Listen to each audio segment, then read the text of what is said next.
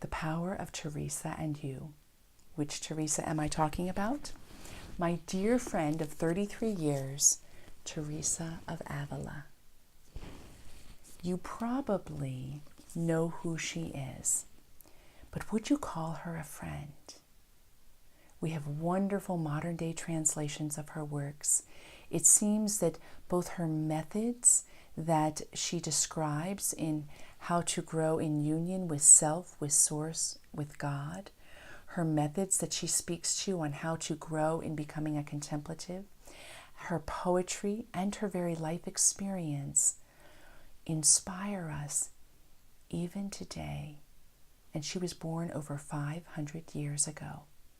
She lived in Spain, born in Avila in 1515, lived into her 60s, died in the 1580s.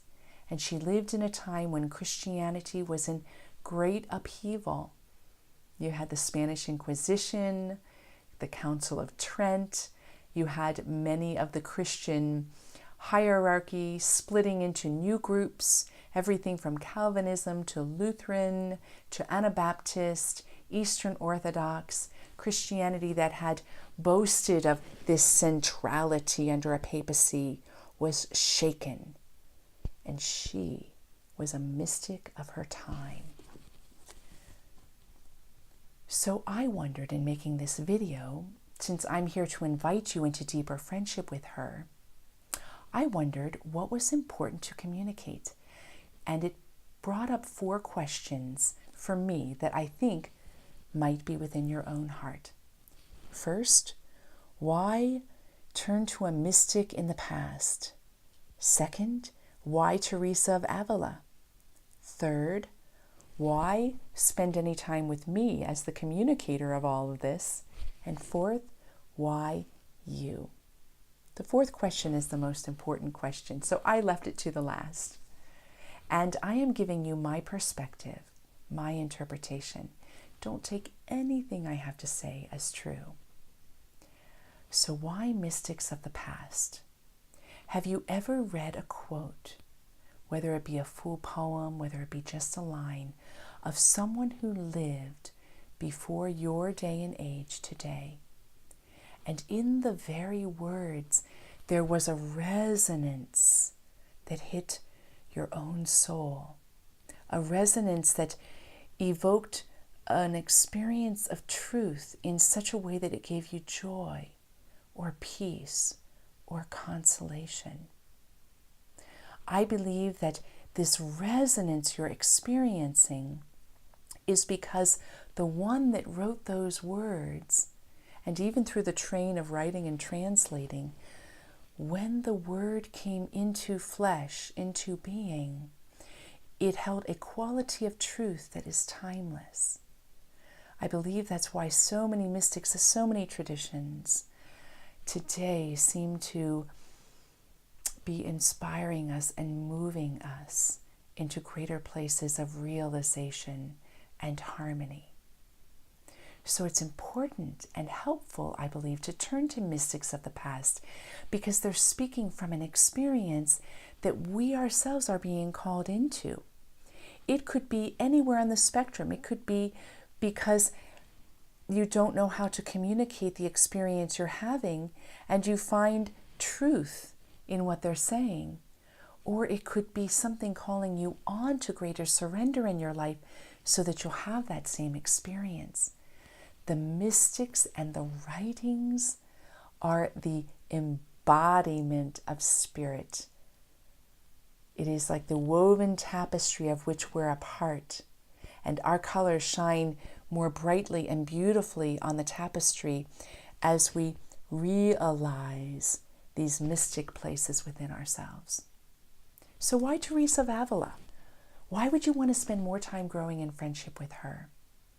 Well, first, just on a very practical level, she is very influential even today. And as someone who is very Catholic, and knowing how many people in our day and age feel about Catholicism, how is it that her life and her writings are penetrating to people of all different backgrounds, of all different traditions, of all different worldview, and all different faiths? There must be something significant there. I've experienced the significance. I would love to share it with you. I think there are many reasons to turn to her. First of all, she's incredibly approachable. Sometimes you can read mystical writings and they're standing free of the setup of the human being's life story. It's like they're floating in this beautiful, blissful banquet way that we can eat at the banquet and enjoy the words and enjoy what the words evoke. Teresa, in all of her writings, is so much of her times. She gets irritated, she gets frustrated, she gets discouraged. She balances uncertainty with certainty. She lives in a spunky way, in a fiery way, in an audacious way. And I believe that if you grow in friendship with her, you'll find that you will love her just like people of her time loved her. She seems to attract to herself so many in her day and age because she was approachable. She said, you will find God in the pots and the pans. And this comes from a woman who is recorded to have levitated and has visions and has ecstatic union that lasts for hours and hours and hours. Her methods seem to be standing the test of time. And she gives us a beautiful quality of a method of coming into wholeness in relationship with the beloved. In relationship that's a sensual, evocative way of coming into fullness. Yes, emptiness is part of the process, but an emptiness so that fullness can be experienced. I think she's a source of great hope and encouragement in a society that seems to be more and more alienated from themselves, wondering where to land in the spiritual journey, having nigglings of desire and not knowing how to situate those desires. She gives direct teaching and insight into all of these realms. She also presents things in an incredibly well articulated way. Now, she will joke about how she runs on, and she does. She speaks like kind of in a circular fashion. She runs on and on. But in that circular fashion, it's as though she brings us forward and then knows we're not quite ready just to stay forward, so she circles back around. I think it's unconscious, but I think that is a fruit of some of her writing. She is very much a part of my life, and that's the why me part. I have been close friends with her for 33 years. When I was in my late teens, my own journey had been growing and growing in contemplation, and I had come to a point when I was experiencing being pursued by the beloved with great heat. I was being taken up into unitive experiences for 2, 3, 4, 5 hours at a time, experiencing visions, miraculous healings. What I would taste would be making love with God. And in it, I was becoming more sound. But I didn't know how to talk about it. I didn't know where to find a friend. I sought spiritual direction and nobody understood. In fact, I felt so humbled, I thought no one's going to even believe me. I'm like 19 years old. And it was her autobiography that shared her experiences that were resonant with my own. She is a big reason that I joined the Carmelite monastery, because I wanted to be with her and my other friends, Teresa and John of the Cross and Elizabeth of the Trinity and Maximilian Kolbe and Edith Stein, Teresa of the Andes, and so many other friends. And when I was in the monastery, not only did I have the opportunity for 10.5 years to live in a rhythm of life that was very similar to her own, to be reading the same texts, chanting the same psalms and tones, living in the same silence, having the same kind of ritual, and oftentimes doing some of the same practices. We had works that were written by Teresa in her times that are not published today. She became my cohort we were mischievous and spunky and looking to see how we could open ourselves to the love affair of life. And I want to share that friendship with you. The last question is, why you? Why would you want to say yes to a person who seems to bear such illumination even today? Why would you want to open up your own mystical journey into a container that can be held?